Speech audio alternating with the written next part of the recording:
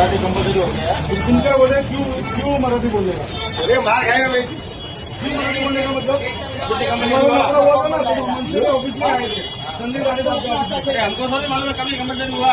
आज तो आपको मैं क्या बोला आपको मैंने आपको क्या बोला?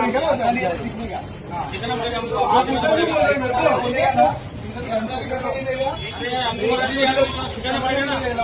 ऐसा बोलो सीखिएगा करके, ऐसा बोले क्यों मराठी बोलेगा मतलब? ये क्या होता है, क्यों मराठी मतलब? कोणत्या राज्य में काम करतो? महाराष्ट्र में ना? महाराष्ट्र में कौन सी भाषा बोली जाती है?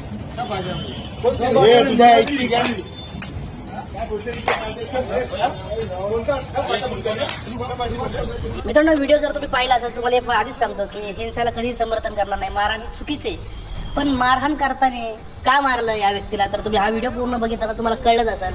महाराष्ट्र नवनिर्माण सेनेचे लोक बाजूच्या काही लोकांना सांगत होते की बाबा मराठी बोला वगैरे. हा कोणी नेमका भैया आहे, गुजराती का अन्य कोणी माहीत नाही, पण ह्याचा मास आणि मस्ती तुम्ही बघितलं ना, त्याला लोक सांगतात इथं मराठी बोलायचं. प्रेमाने सांगितलं आधी, पण हा नाही कसं हे काय काय कुठं असं की बोलणे का हे. मग ते एखादी व्यक्ती सांगितलं की महाराष्ट्रात मराठी चालते, सगळ्या भाषा चालत आहेत.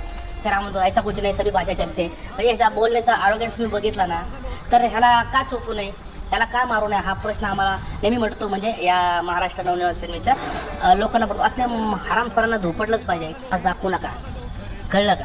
95 जायचं तुमच्या केळ्यांना.